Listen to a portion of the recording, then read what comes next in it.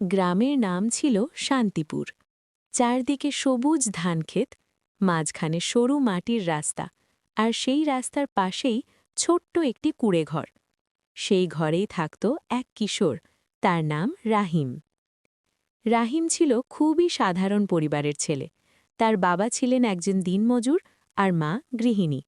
অভাব ছিল তাদের নিত্যসঙ্গী, কিন্তু ভালোবাসার কোনো অভাব ছিল না। প্রতিদিন ভোরে ঘুম থেকে উঠে রাহিম বাবার সাথে কাজে যেত, আবার বিকেলে স্কুলে পড়তে যেত। একদিন স্কুলের শিক্ষক বললেন, তোমাদের জীবনের একটা লক্ষ্য থাকতে হবে, যে স্বপ্ন দেখে সেই একদিন সফল হয়। এই কথাটা রাহিমের মনে গভীরভাবে গেঁথে গেল। সেদিন রাতে আকাশের তারা দেখে সে ভাবল, আমি একদিন বড় মানুষ হব, আমার বাবা মাকে কষ্ট থেকে মুক্তি দেব। এরপর থেকে রাহিম পড়াশোনায় আরও মনোযোগী হয়ে উঠল। দিনের বেলা কাজ, রাতে কুপির আলোতে পড়াশোনা, এটাই ছিল তার রুটিন। মাঝে মাঝে ক্লান্তিতে চোখ বন্ধ হয়ে আসত, কিন্তু স্বপ্নটা তাকে জাগিয়ে রাখত। গ্রামের অনেকেই তাকে নিয়ে হাসাহাসি করত, বলতো, এই গরিব ছেলেটা আবার বড় মানুষ হবে।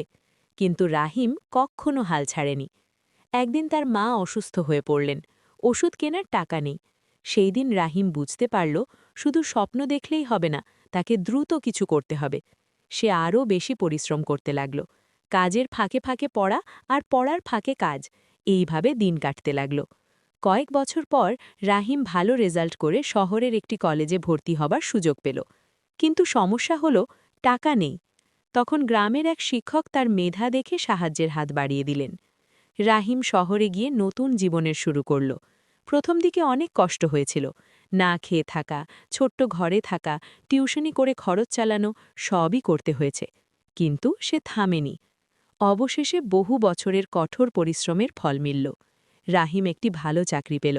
তার প্রথম বেতনের টাকা দিয়ে সে মায়ের জন্য ওষুধ আর বাবার জন্য নতুন কাপড় কিনল।